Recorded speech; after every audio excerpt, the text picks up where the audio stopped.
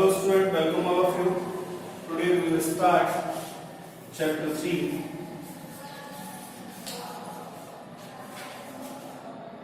And the name of chapter 3 is motion in a straight line. Motion in a straight line. So first of all, we have to discuss about the motion. Motion का मतलब क्या होता है? तो दो term हम लोग यहाँ पे पढ़ रहे हैं. One is rest and another one is motion. तो what is the meaning of rest first of all? तो रेस्ट का मतलब क्या होता है कि कोई ऑब्जेक्ट रुका हुआ है. तो हमने बोला कि टेबल पे जो एक बुक रखी हुई है क्या वो रेस्ट में है? तो एब्सोल्युटली कोई भी ऑब्जेक्ट जो अटके रखा हुआ होता है वो रेस्ट में नहीं होता.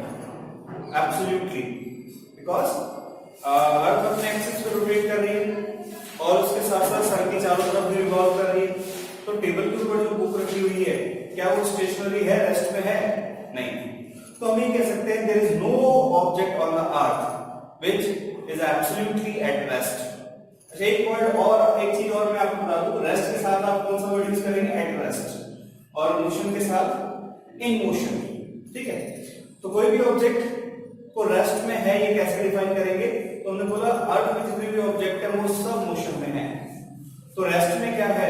तो हमने बोला इस रूम के या सराउंडिंग के रेस्पेक्ट में हम रेस्ट को डिफाइन कर सकते हैं. तो रेस्ट को डिफाइन करने के लिए हमने एक वर्ड यूज किया दैट इज कॉल्ड सराउंडिंग. तो अब अर्थ को देखिए, इस अपने सराउंडिंग को देखिए. क्या है हमारे सराउंडिंग में? वॉल्स है, रूफ है, फ्लोर है, बोर्ड है और ट्रीज हैं. ये सब हमारे सराउंडिंग है. तो अगर कोई ऑब्जेक्ट का पोजीशन सराउंडिंग के रेस्पेक्ट में विद टाइम चेंज नहीं होता है then the object is said to be at rest. तो हम डिफाइन कर सकते हैं एन ऑब्जेक्ट,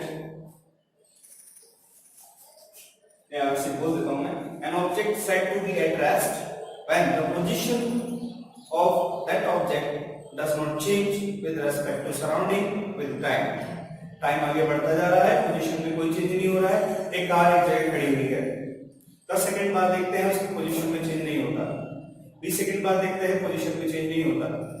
तो सराउंडिंग के रेस्पेक्ट में उसका पोजीशन चेंज नहीं हो रहा है. So we can say that the car is at rest.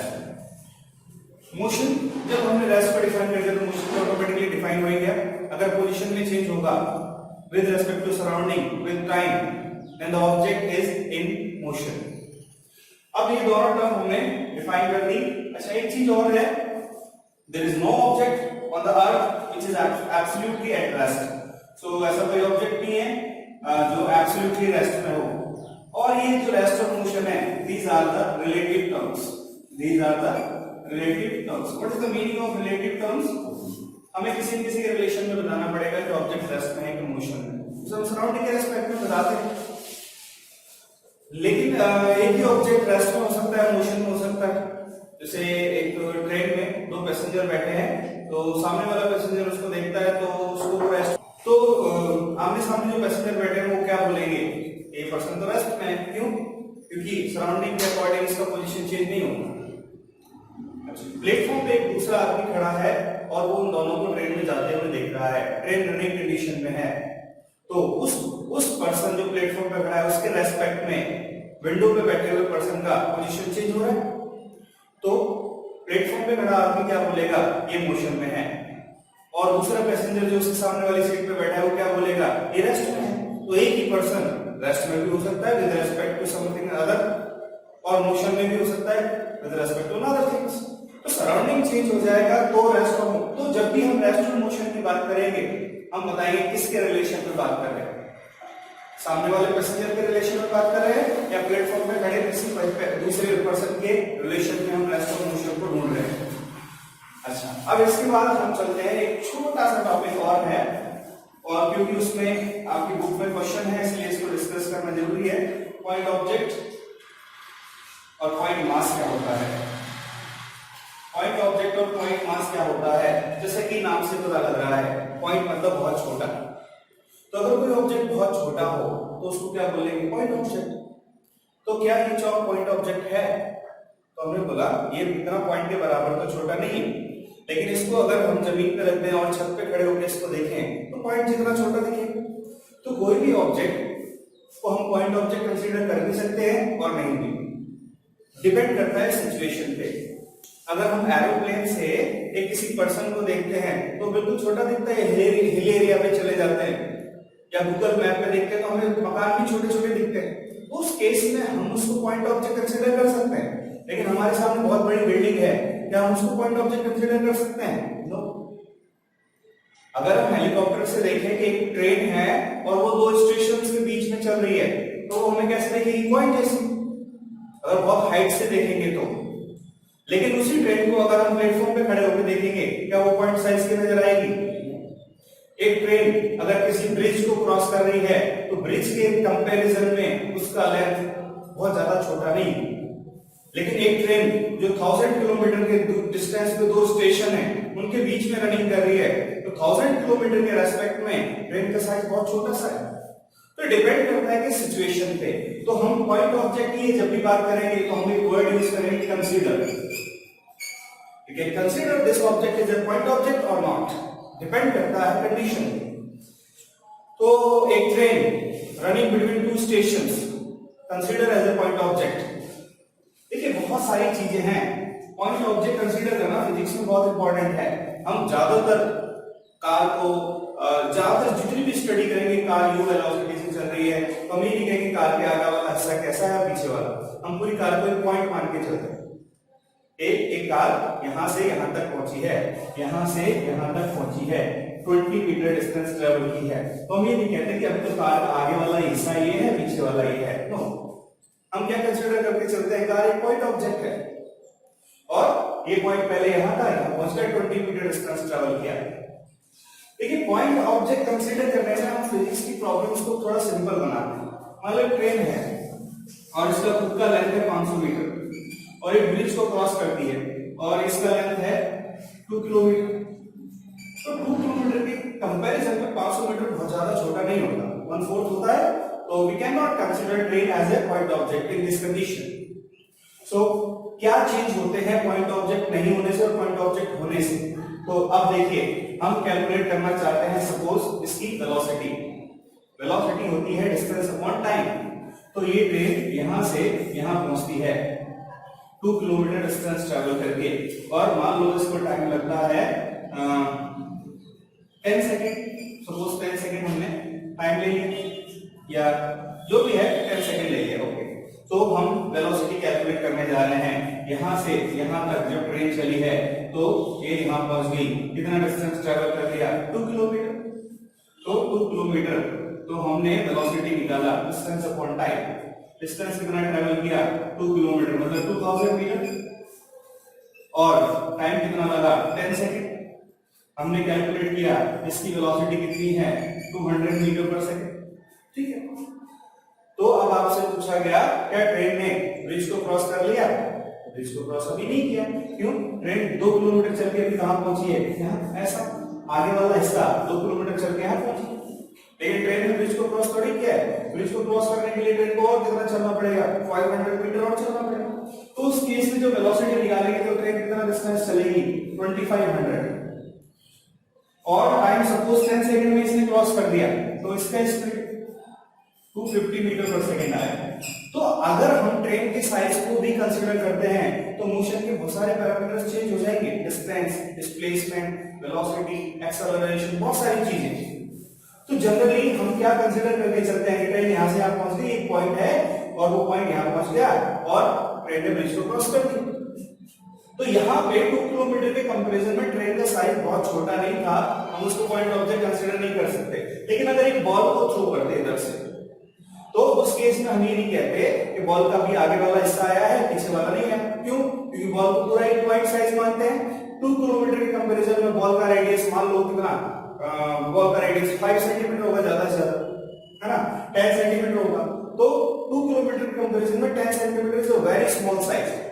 सो एक बॉल को थ्रो करेंगे पॉइंट ऑब्जेक्ट कंसीडर कर सकते हैं। ट्रेन जा रही है, ब्रिज को क्रॉस करेंगे, पॉइंट ऑब्जेक्ट कंसीडर नहीं कर सकते। तो ये सिचुएशंस यहां पे बनती है। है ना, ऐसा होता है ना। अब जैसे बहुत ज्यादा डिस्टेंस होता है, अगर ये दो स्टेशन मान लो दिल्ली से हमारा कोई रिश्तेदार आ रहा है और हम उसे प्लेटफॉर्म पे लेने जाते हैं और फिर दिल्ली से फोन आता है कि भाई ट्रेन पहुंच गई क्या, तो हम ऐसा थोड़ी बोलते हैं नहीं अभी तो ट्रेन का इंजन पहुंचा है, गाड़ी वाला डब्बा नहीं पहुंचा। ऐसा नहीं बोलते, हम पूरी ट्रेन को एक पॉइंट ऑब्जेक्ट मानते हैं, हम बोलते हैं ट्रेन आ गई। लेकिन एक ट्रेन अगर किसी पिलर को क्रॉस कर रही है तो हम बोलेंगे कि अभी तो इंजन ने क्रॉस किया है, गाड़ी वाला डब्बा भी क्रॉस करना बाकी है। क्यों? क्योंकि डिस्टेंस के कंपैरिजन में ट्रेन का साइज बड़ा है और दो स्टेशन के बीच में ट्रेन चल रही है तो डिस्टेंस के कंपैरिजन में ट्रेन का साइज छोटा है। तो डिफरेंट सिचुएशन में हम एक क्वेश्चन सॉल्व करेंगे, उसमें और सिचुएशंस आएंगी। तो आप दो चीजें ध्यान रखेंगे, कब किसी ऑब्जेक्ट को पॉइंट ऑब्जेक्ट कंसीडर किया जा सकता है, if the distance travelled by the object is very large compared to its size. अगर कोई ऑब्जेक्ट डिस्टेंस ट्रैवल कर रहा है या हम बहुत हेलीकॉप्टर से किसी ऑब्जेक्ट को देख रहे हैं तो the distance travelled by the object is very large then its size, then we can consider that object as a point object. Second thing, if अब साइज इतना छोटा है कि जैसा मोशन है मोशन को इफेक्ट नहीं करता, मोशन को इफेक्ट नहीं करता है, तो कर रहा है साइज मोशन को इफेक्ट कर रहा है, स्पीड चेंज होगी। तो अगर कोई ऑब्जेक्ट का साइज बहुत छोटा हो, इतना छोटा कि मोशन को अफेक्ट ही ना करे, तो भी पॉइंट ऑब्जेक्ट कंसीडर करेंगे। तो दो कंडीशन होगी, distance travel is very large then the size, second the size of an object does not affect its motion. अगर हमने एक बॉल को ऐसा थ्रो किया है तो वो ऐसा ही जाना चाहिए, उसके साइज की वजह से उसका मोशन मतलब स्ट्रेट लाइन से मुड़ना नहीं चाहिए। तो अगर बॉल का साइज या किसी भी ऑब्जेक्ट का साइज उसके मोशन को अफेक्ट करता है, पॉइंट ऑब्जेक्ट कंसीडर नहीं कर सकते। अगर अफेक्ट नहीं करता, साइज बहुत छोटा है, पॉइंट ऑब्जेक्ट कंसीडर कर सकते हैं। दो चीजें आप ध्यान रखेंगे, ये वाली position, path length and displacement. Position, path length and displacement.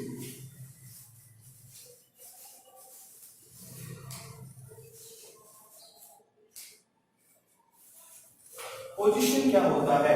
Position, हम किसी भी ऑब्जेक्ट का पोजीशन बताना चाहते हैं। जैसे हमने बोला ये पॉइंट है, इसका पोजीशन कहाँ है, या हम खड़े हैं, हमने अपने दोस्त को फोन किया है, हम बोलते हैं कि भैया हल्दी घाटी पे खड़े, तो हम अपनी पोजीशन बताना चाहते हैं कि हम कहाँ हैं। तो उसके लिए हमें कुछ ना कुछ रेफरेंस तो चाहिए, कुछ ना कुछ रेफरेंस चाहिए कि भैया हम बनाधार सर्कल से 200 मीटर दूर खड़े हैं, या हम अजमेरी गेट खड़े हैं, या हम नारायण सिंह, कुछ ना कुछ तो रेफरेंस चाहिए अपनी पोजीशन को डिफाइन करने के लिए। वैसे ही एक पॉइंट है, इसका पोजीशन को बताने के लिए आपको कुछ ना कुछ रेफरेंस चाहिए। वो रेफरेंस को हम बोलते हैं फ्रेम ऑफ रेफरेंस। ऐसा फ्रेम जिसको हम किसके लिए यूज कर रहे हैं, एक फ्रेम जिसको क्या बताने के लिए यूज कर रहे हैं, रेफरेंस। ओके, तो फ्रेम ऑफ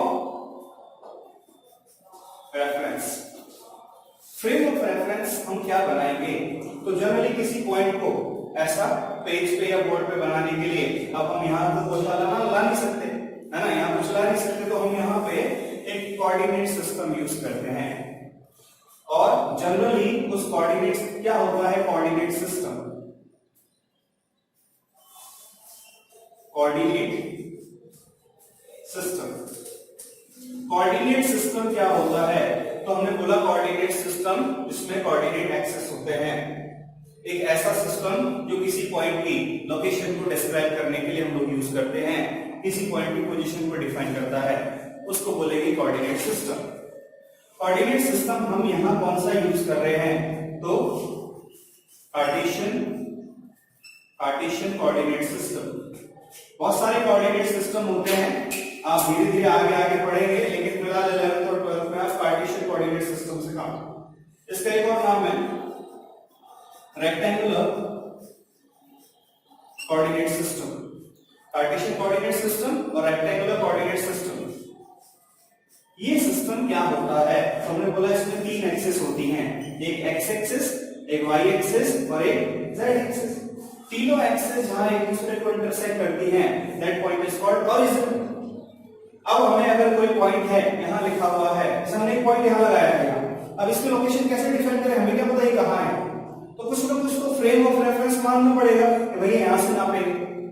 जैसे अगर हम खड़े हैं तो हम क्या बोलते हैं कि हम गौशाला से इतना दूर खड़े हैं, तो कोई ना कोई पॉइंट तो बताते हैं ना, जिससे हम अपनी पोजीशन को डिफाइन करते हैं कि यहां पे हैं।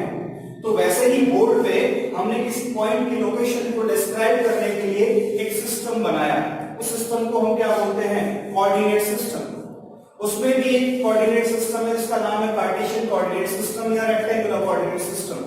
रेक्टेंगुलर क्यों? क्योंकि ये तीनों एक्सिस आपस में कैसा एंगल बनाते हैं? Rectangle 90 degree. एक स्पेशल कंडीशन है क्या? ये एक्स एक्सिस है, ये वाई एक्सिस है, जेड एक्सिस सामने की तरफ होता है ये वाला।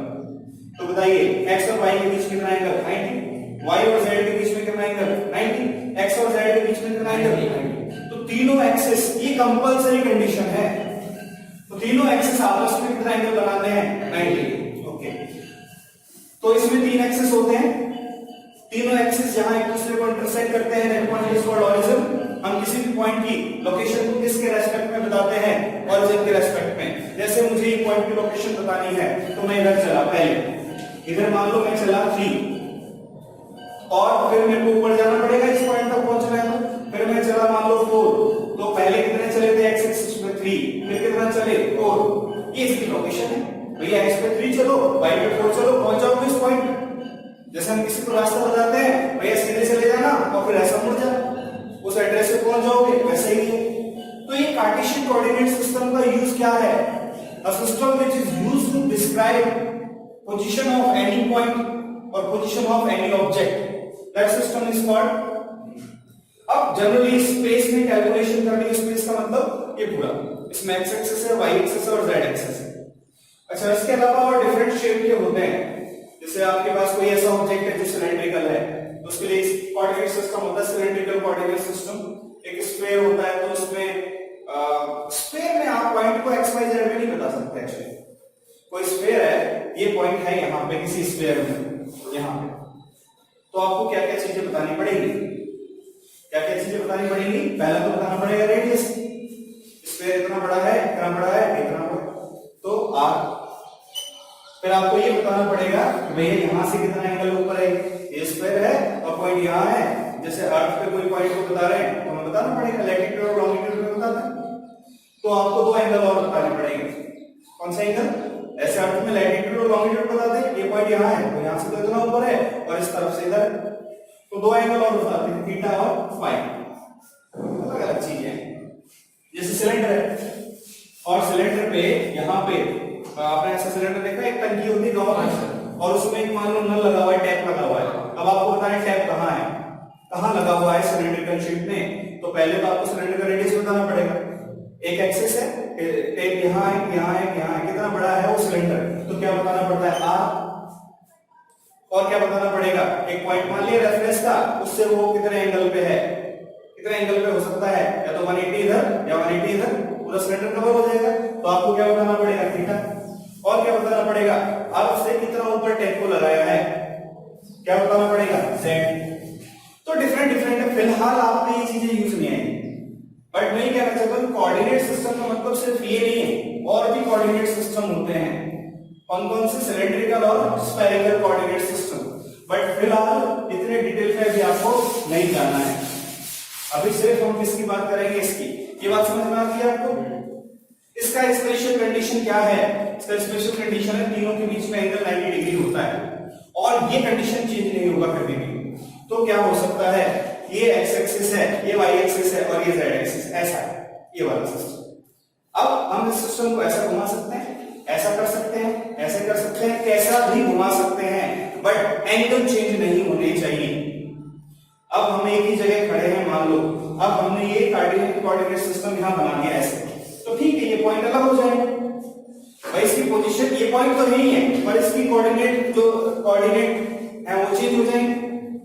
तो हम अपनी पोजीशन को, हो सकता है कि हम यहाँ खड़े हैं यहाँ पे रोड पे, और हम ये भी बता सकते हैं कि भैया हम आधी गाड़ी से एक्स एक्सिस पे इधर खड़े हैं, या हम ऐसा बता सकते हैं हम दाएं माइनस एक्स एक्सिस पे आ जाओ। तो एक बार कोऑर्डिनेट सिस्टम कहाँ था हमारा? आधी गाड़ी। फिर हमने उसको दूसरी बार जब लोकेशन बताई तो किसके रेस्पेक्ट में बताई? बना है। तो जहां भी जिसके रेस्पेक्ट में लोकेशन बता रहे हो वो ओरिजिन है, ओरिजिन, और हम उससे इतना दूर खड़े हैं, हम वाई एक्सिस की तो बात ही नहीं कर रहे, सिर्फ एक्स एक्सिस पे खड़े हैं। तो आप कोऑर्डिनेट सिस्टम का ओरिजिन चेंज कर सकते हैं, कोई प्रॉब्लम नहीं है, बट क्या नहीं चेंज होना चाहिए? Angle between the axis. Okay, बहुत है इतना इस पे। अब उसके बाद अब हम चलते हैं तो पोजीशन के बारे में हमने बात कर ली कि किसी भी पॉइंट की पोजीशन कैसे डिफाइन करते हैं, कोऑर्डिनेट सिस्टम आपको बताना पड़ेगा। और ये क्या है, कोऑर्डिनेट्स x, y, तो कोऑर्डिनेट्स की फॉर्म में हम पोजीशन को डिफाइन करेंगे। अब पाथ लेंथ क्या होता है, पाथ लेंथ का मीनिंग समझते हैं। पाथ लेंथ, अब हमारे पास दो अलग अलग पोजीशन है, एक पोजीशन है ए और एक पोजीशन है बी। जैसे हम यहां से और हल्दीघाटी जाना चाहते हैं, यहां से यहां जाने के बहुत सारे रास्ते हो सकते हैं। हो सकता है पहला रास्ता ऐसा हो सकता है दूसरा रास्ता ऐसा हो, ये नंबर 1, ये नंबर 2, और तीसरा रास्ता ऐसा भी हो सकता है नंबर 3। 3 रास्ते हैं। अच्छा, आप बाइक लेके यहां से यहां जाते हैं, यहां आपका दोस्त खड़ा है जिसको लेने जा रहे हैं, तो बाइक से जब आप इस रास्ते से जाएंगे तो वो पूछेगा भैया कितना दूर है ये हमारा घर, यहां से कितना दूर है, तो आप क्या बताएंगे, बाइक के मीटर में देखेंगे और बाइक कितना डिस्टेंस चली है वो बता देंगे। तो पाथ लेंथ क्या है, पाथ लेंथ जो आपने एक्चुअली डिस्टेंस कवर की है, that is called path length. जिस रास्ते से आप आए, जिस पाथ से आप आए हैं उसका लेंथ। तो जब आप इस रास्ते से गए थे तो क्या आप इसकी लेंथ बता सकते हो? नहीं, आप जिस रास्ते से गए थे आप उसी की लेंथ बताओगे, क्योंकि बाइक का मीटर तो वही शो करेगा। तो इसके साथ हम एक वर्ड यूज करते हैं, क्या है वो word, the length of actual path travelled, the length of actual path. Book से मत देखिए, बुक से कुछ मैच नहीं करेगा, ठीक है, आपको जो बोला जा रहा है उसी को सुनिए, उसी को समझिए। Path travelled, the length of actual path travelled, ठीक है। ये क्या है, कौन सी फिजिकल क्वांटिटी है, लेंथ। बेसिकली कौन सी फिजिकल क्वांटिटी है ये, लेंथ। किसकी लेंथ, एक्चुअली जो पाथ आपने ट्रेवल किया है, पाथ तो 3 है, लेकिन आप कौन सी पाथ लेंथ कौन सा बता रहे हैं, जिसको आप एक्चुअली ट्रेवल करके गए, तो ये वर्ड यूज कर रहे हैं यहाँ पे, एक्चुअल पाथ ट्रेवल, ठीक है। तो हम ये समझते हैं कि दो पोजीशन के बीच में बहुत सारी अलग अलग पाथ लेंथ हो सकती है, जितने रास्ते हैं उतनी पाथ लेंथ हो सकती है, इसकी लेंथ अलग होगी, इसकी अलग होगी, इसकी अलग होगी। तो पाथ लेंथ का डेफिनेशन क्या हो गया, length of actual path travel, और यूनिट क्या है, मीटर, क्योंकि ये लेंथ है। और दो पोजीशन के बीच में बहुत सारी अलग अलग लेंथ हो सकती है। जैसे हम बोले यहां से हल्दीघाटी की लेंथ कितनी है, तो हम जनरली क्या बोलते हैं, हम जनरली डिस्प्लेसमेंट बताते हैं, सीधा नाप के हम बोलेंगे भैया आधा किलोमीटर दूर है। हम क्या बता रहे हैं, पाथ लेंथ को ही डिस्टेंस बोलते हैं, पाथ लेंथ को ही क्या बोलते हैं, डिस्टेंस। तो हमने बोला यहां से और हल्दीघाटी का डिस्टेंस कितना है, तो दोनों 500 मीटर। लेकिन ऐसा नहीं हो सकता है, पहले हम बस में बैठ के अजमेरी गेट चले जाए, फिर अजमेरी गेट से कहीं और चले जाए, सिंधी कैंप से फिर सोडोला चले जाए, फिर ऐसा घूम के फिर हल्दीघाटी आए, तो हमारी बाइक में कितना डिस्टेंस शो करेगा, मान लो 20 किलोमीटर, तो 500 नहीं बोल सकते। जिस रास्ते से आप चल के आए हैं उसका लेंथ को क्या बोलेंगे, पाथ लेंथ। क्लियर है बात? और हजारों किलोमीटर हो सकता है रॉकेट में बैठ के पहले आप मून पे चले जाएं, फिर मून से फिर आप नासा जाएं, नासा से फिर फ्लाइट लेके दिल्ली आए, दिल्ली से फिर जयपुर आए, और फिर जयपुर से हल्दीघाटी आए। तो यहां से हल्दीघाटी का डिस्टेंस लाखों किलोमीटर हो गया। तो डिपेंड करता है कि आप कौन सा पाथ फॉलो कर रहे हैं, व्हाटएवर। अब बात आती है डिस्प्लेसमेंट, ठीक है। डिस्प्लेसमेंट क्या होता है, डिस्प्लेसमेंट क्या है, डिस्प्लेसमेंट है the shortest path length between two position. तो 3 पाथ लेंथ है, इनमें सबसे छोटा रास्ता कौन सा है, हम बोलते हैं भैया सबसे छोटा रास्ता कौन सा होता है, सीधा रास्ता। सबसे छोटा रास्ता कौन सा होता है, सीधा। तो इन दोनों पोजीशन के बीच में जो स्ट्रेट लाइन है वो किसको रिप्रेजेंट करेगी, डिस्प्लेसमेंट।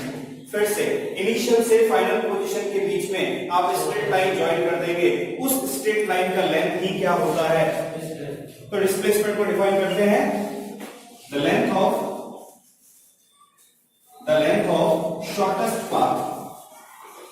शॉर्टेस्ट पाथ बिटवीन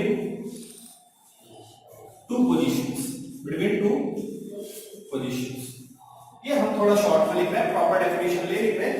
ये भी लेंथ है, ये भी लेंथ है, इसका यूनिट भी क्या होगा, मीटर है, ठीक है। अब हमने ये इस तरह से तो इन तीनों में से कौन सा वाला पाथ लेंथ डिस्प्लेसमेंट होगा? सेकंड वाला, ये वाला। क्यों? सीधा रास्ता सबसे छोटा होता है और सबसे छोटा रास्ता ही क्या बोलते हैं? डिस्प्लेसमेंट। फिर से सुनिए, डिस्टेंस कैसी क्वांटिटी है? स्केलर। क्यों? क्योंकि पहले कभी आप ऐसे गए, फिर ऐसे गए, फिर ऐसे गए, तो यहां से यहां गए, कौन से डिस्टेंस में गए? बहुत सारे डिस्टेंस में गए। कभी ऐसा भी गए थे इधर, फिर वेस्ट में चले गए, घूम घूम के पहुंचे। लेकिन आपसे कोई पूछे कि बताइए यहां से गौशाला किधर है, तो आप एक पर्टिकुलर डायरेक्शन बताएंगे, एक पर्टिकुलर डायरेक्शन बताएंगे, वो आप सीधा बता रहे हैं, सीधा रास्ता, सीधा। बीच में मकान आते हैं, हम सीधा नहीं जा सकते, बट फिर भी मैप में तो सीधा बना सकते हैं। तो वो क्या है? डिस्प्लेसमेंट। सबसे सीधा रास्ता वो क्या होता है? डिस्प्लेसमेंट। तो डिस्प्लेसमेंट के लिए डायरेक्शन होता है कि नहीं होता? यस, डायरेक्शन होता है। डिस्प्लेसमेंट में डायरेक्शन बताते हैं, भैया इस तरफ जाओ। मैप में हम बता देते हैं यहां से गौशाला जाना, ये वाली लाइन, इस डायरेक्शन में जाओ। लेकिन पाथ लेंथ कैसी क्वांटिटी है? स्केलर। क्यों? क्योंकि एक पर्टिकुलर डायरेक्शन नहीं है। कभी आप ऐसे गए थे, अलग अलग घूम के वहां पहुंचे हो, तो जब आप बोलते हो कि हमारी बाइक आज 20 किलोमीटर चल गई, तो उसके साथ डायरेक्शन नहीं बता सकते। क्यों? 20 किलोमीटर में वो पता नहीं कौन कौन से डायरेक्शन में चली। लेकिन डिस्प्लेसमेंट जब बताते हैं आपको, तो क्या बताते हैं? डायरेक्शन। वैसे ही पोजीशन की कैसी क्वांटिटी है? वेक्टर। भाई एक पॉइंट है, इसकी पोजीशन बतानी, कहां से? ओरिजिन से। ये इधर, एक पर्टिकुलर डायरेक्शन है, डायरेक्शन है एक पर्टिकुलर। ऐसा घुमा घुमा के बताएंगे नहीं, ओरिजिन के रेस्पेक्ट में ये पॉइंट कहां है? यहां। बेसिकली हम आगे पढ़ेंगे चैप्टर 4 में, इसका एक नाम भी है, इसको बोलते हैं पोजीशन वेक्टर। ओरिजिन के रेस्पेक्ट में किसी पॉइंट का लोकेशन बताना, इसको क्या बोलते हैं? Position vector. ये पोजीशन बताता है। ठीक है, आगे आएगा चैप्टर 4 की बात है, बट फिलहाल हम ये कहना चाह रहे हैं कि एक वेक्टर क्वांटिटी है। अच्छा, अब इनमें कुछ सिमिलरिटीज हैं। क्या सिमिलरिटीज हैं? एक तो दोनों लेंथ है, डिस्टेंस और पाथ लेंथ, या डिस्टेंस और डिस्प्लेसमेंट दोनों कैसे हैं? लेंथ। दूसरी चीज, दोनों का यूनिट मीटर है। अच्छा, डिफरेंसेस क्या क्या हैं? हम इसमें 4-5 डिफरेंस डिस्कस कर रहे हैं। तो यहां लिखते हैं हम डिस्टेंस और यहां लिखते हैं डिस्प्लेसमेंट। अच्छा, फर्स्ट डिफरेंस क्या है? फर्स्ट डिफरेंस तो वही इनका डेफिनेशन। ये क्या है? Actual path travelled. Actual path, यहां हम एक्चुअल वर्ड नहीं लगाते कभी भी। लोग, आप चाहे इस रास्ते से जाओ, चाहे इस रास्ते से जाओ, चाहे आप किसी भी रास्ते से जाओ, डिस्प्लेसमेंट क्या होगा? जो सबसे छोटा रास्ता है। आप गए इस रास्ते से, किसी भी रास्ते से जाओ, कोई फर्क नहीं पड़ रहा। तो यहां पे हम एक्चुअल वर्ड यूज नहीं करते। हो सकता है आप इस रास्ते से गए हो, लेकिन डिस्प्लेसमेंट तो यही होगा, सेकंड वाला है। क्लियर है ये बात? तो एक्चुअल पाथ ट्रैवल्ड, और यहां क्या लिखेंगे? Shortest distance between two position. Number 2, it is a scalar quantity. ये कैसी क्वांटिटी है? स्केलर। ये कैसे है?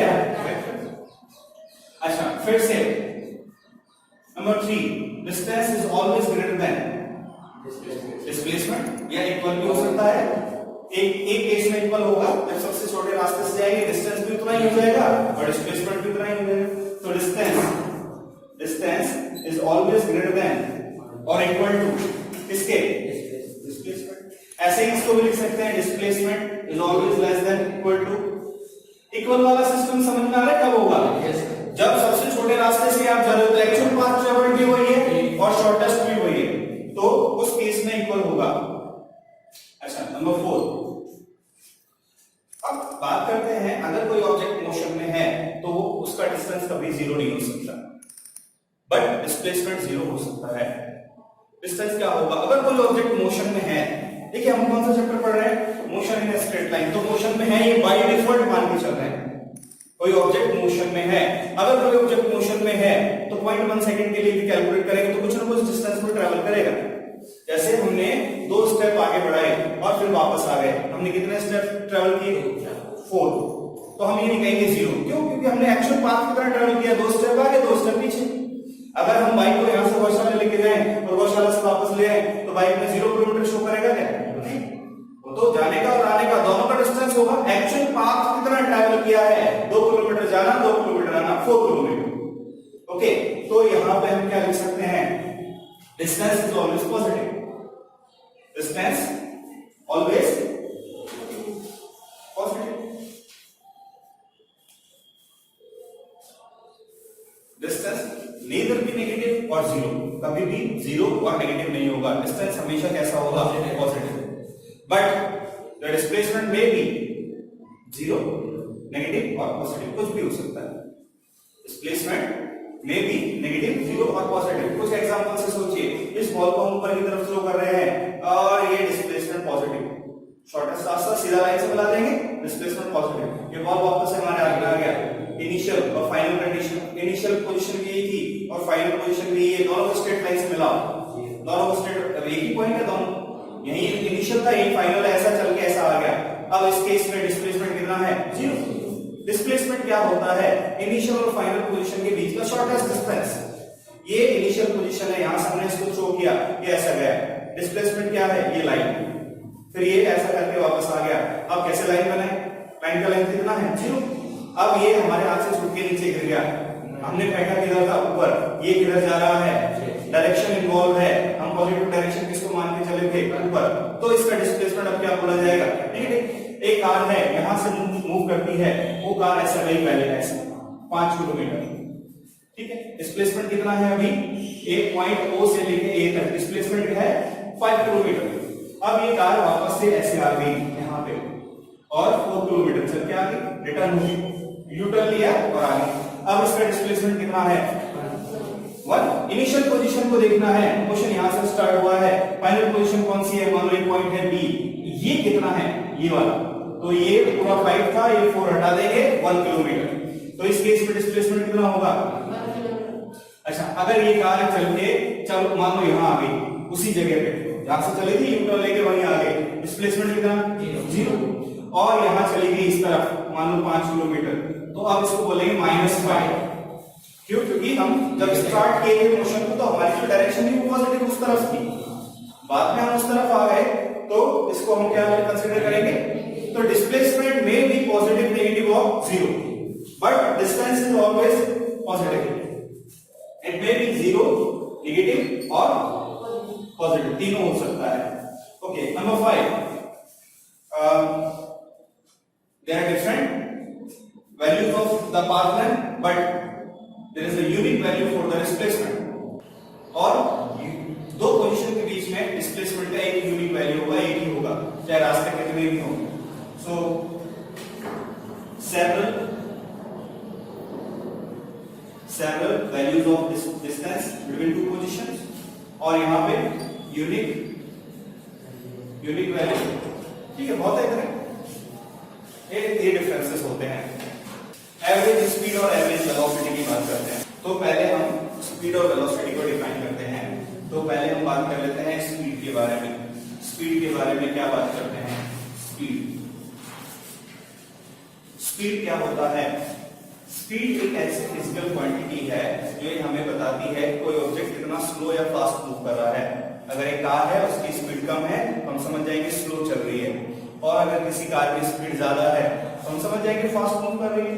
तो स्पीड हमें क्या इंडिकेट करता है? How an object move slow और fast, how slow and fast an object moving, कितना स्लो और फास्ट मूव कर रहा है। जैसे टेम्परेचर एक क्वांटिटी है जो हमें बताता है कि कोई ऑब्जेक्ट कितना गर्म है कि ठंडा है। टेम्परेचर ज्यादा होगा तो ऑब्जेक्ट गर्म होगा, टेम्परेचर कम होगा तो ऑब्जेक्ट ठंडा होगा।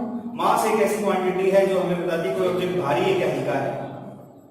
तो ये डिफरेंट फिजिकल क्वांटिटी अलग अलग चीजें आपको शो करती हैं। स्पीड क्या बताती है? How an object, how fast और स्लो एन ऑब्जेक्ट मूविंग।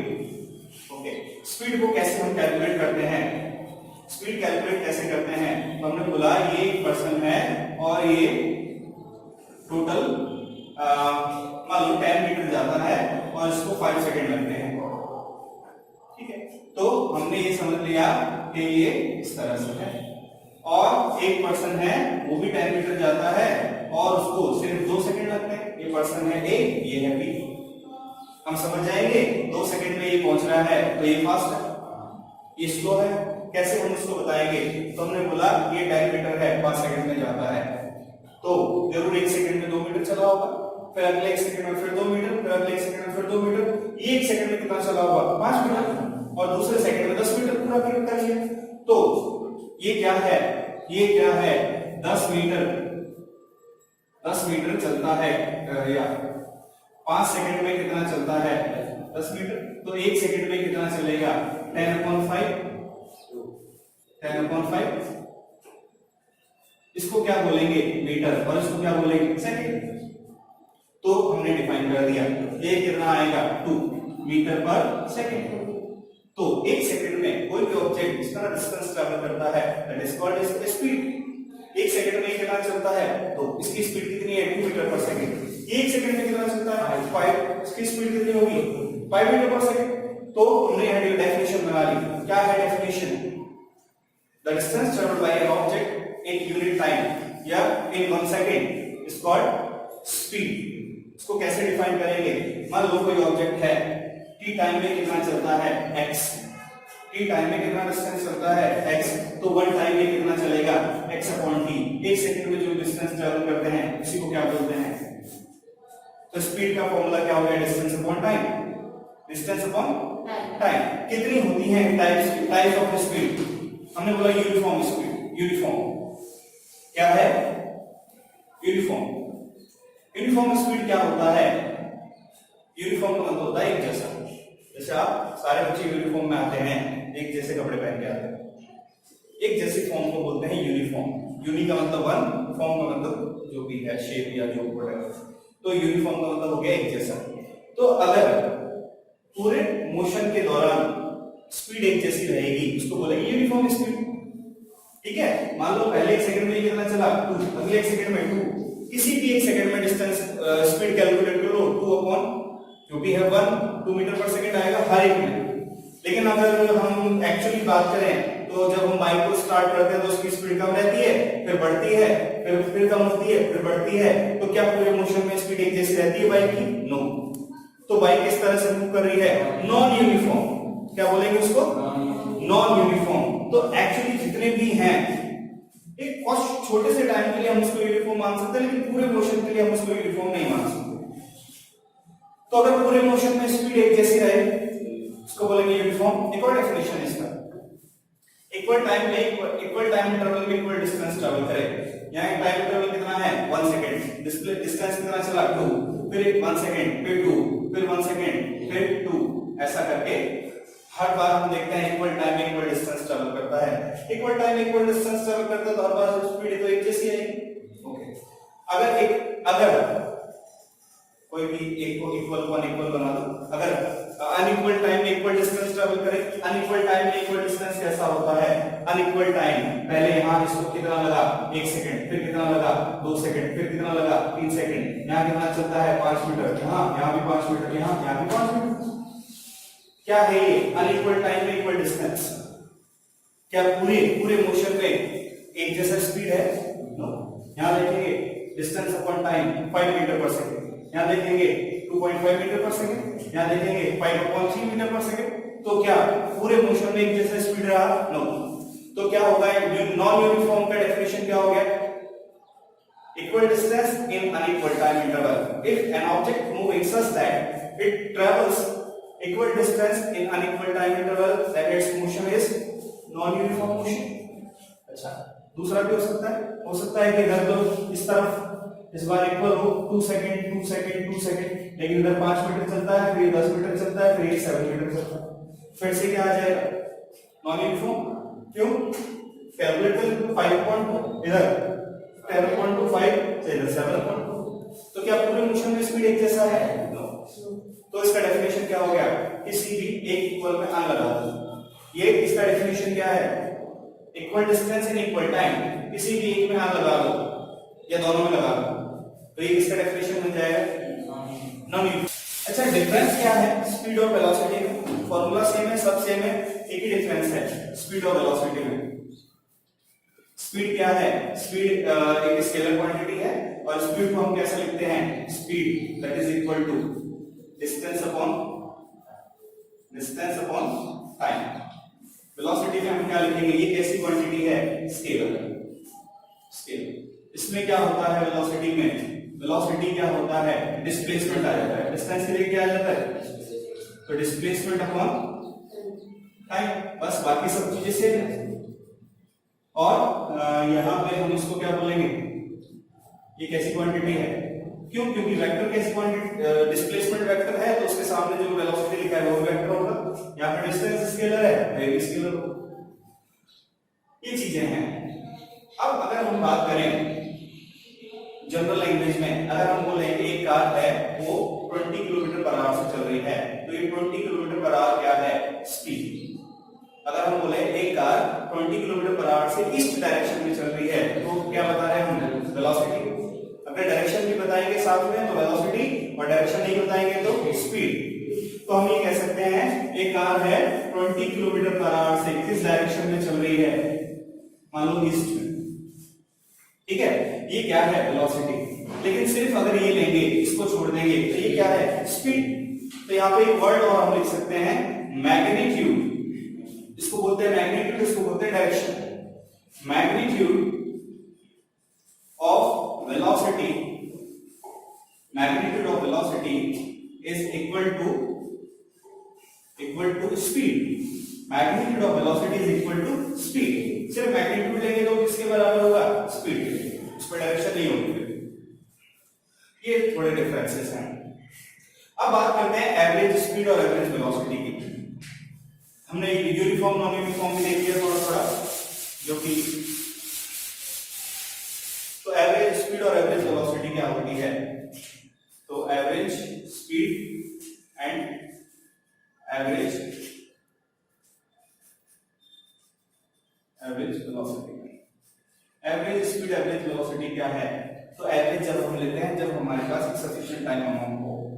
मान लो अगर हम यहां से लेट जा रहे हैं और बीच में 120 किलोमीटर आपको चलना है, तो आपकी स्पीड हो सकता है कभी 20 रही हो, कभी 50 रही हो, हाईवे पे हो सकता है 100 भी पहुंच गई हो गाड़ी की स्पीड, हो सकता है ब्रेक मारा हो तो कभी 0 भी हो गई हो।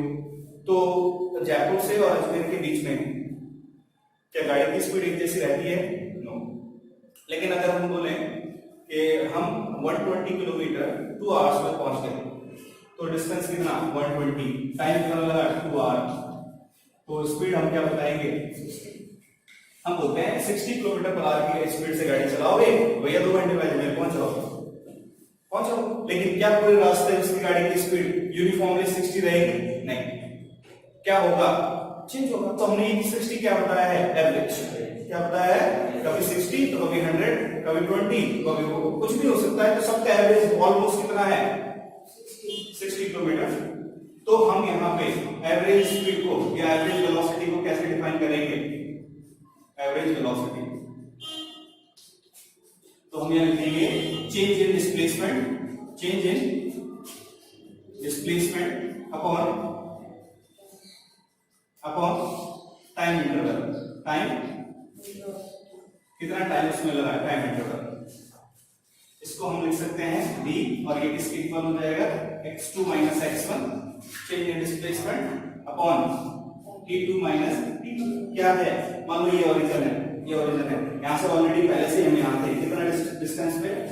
x1 पे पहले से ही थे। अब हमने यहां से कार को चलाना शुरू किया, यहां से, और हम चल गए x2, यहां पहुंच गए।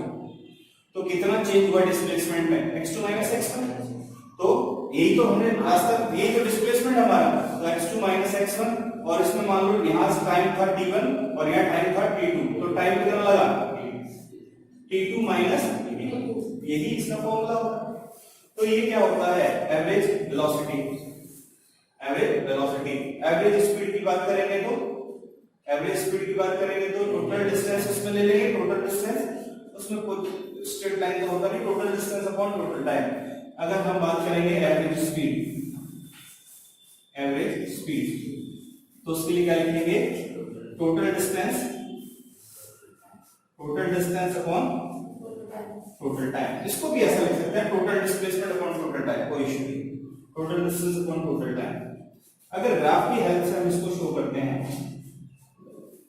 अगर इसको हम शो करते हैं तो हम ये कह सकते हैं कि ये हमारे पास एक ग्राफ है, इधर हम ले लेते हैं टाइम और इधर ले लेते हैं x डिस्प्लेसमेंट। अगर ये ग्राफ हम बनाते हैं तो हम इसको एक पर्टिकुलर टाइम के लिए दो अलग अलग पोजीशन है x2 और x1, और दो अलग अलग टाइम है, यहाँ टाइम है मान लो t1 और यहाँ टाइम है t2। इस तरह का ग्राफ है। यस, ये तो ये जब ये पोजीशन है, ये वाली पोजीशन कौन सी है? x1, और ये वाली पोजीशन कौन सी है? x2। तो ये जो लाइन खींचेंगे हम लोग, ये लाइन ये किसको शो करेगी, x2 minus x1 upon t2 minus t1 को। तो इसको क्या बोलेंगे, b एवरेज। लेकिन इसके लिए एक सफिशिएंट अमाउंट ऑफ टाइम होना चाहिए, 2 आवर 10 मिनट कुछ ना कुछ टाइम। अगर ये टाइम बहुत छोटा हो जाएगा तो ये गैप बन के एक पॉइंट बन जाएगा, तो उस केस में हम उसको बोलेंगे इंस्टेंटेनियस। जो हमारा नेक्स्ट टॉपिक है, एक पर्टिकुलर टाइम पे गैप की जरूरत नहीं है। इंस्टेंटेनियस क्या होता है, इंस्टेंट का मतलब तुरंत, उसमें गैप की जरूरत नहीं है 2 घंटे लगेंगे 3 घंटे लगेंगे। हम बोले बताइए स्पीड कितनी, और तुरंत देख के बता दो आप उसी टाइम पे, एक पर्टिकुलर इंस्टेंट पे जो स्पीड है, दैट इज कॉल्ड इंस्टेंटेनियस। आजकल तो सब लोग जानते हैं ना, इंस्टेंट मैगी आती है, डालो तुरंत तैयार, या गर्म पानी में डालो रेडी। इंस्टेंट का मतलब तुरंत प्रिपेयर होने वाली चीज। सो इंस्टेंटेनियस में गैप नहीं होता, फिर ये टाइम इंटरवल कैसा हो जाता है, बहुत छोटा। तो आगे हम पढ़ेंगे इंस्टेंटेनियस को, ठीक है। तो दोनों का यूनिट मीटर पर सेकंड होता है। स्पीड कैसी क्वांटिटी है, स्केलर, और वेलोसिटी कैसी क्वांटिटी है, वेक्टर। ये हम ऑलरेडी बात कर चुके हैं। ग्राफ से हम ऐसे शो कर सकते हैं इसको, एवरेज स्पीड और एवरेज वेलोसिटी दोनों को। डायरेक्शन भी साथ में बता देंगे तो फिर वो वेलोसिटी हो जाएगा, और डायरेक्शन नहीं बताएंगे सिर्फ मैग्नीट्यूड बोलेंगे तो वो स्पीड हो जाएगा, ठीक है।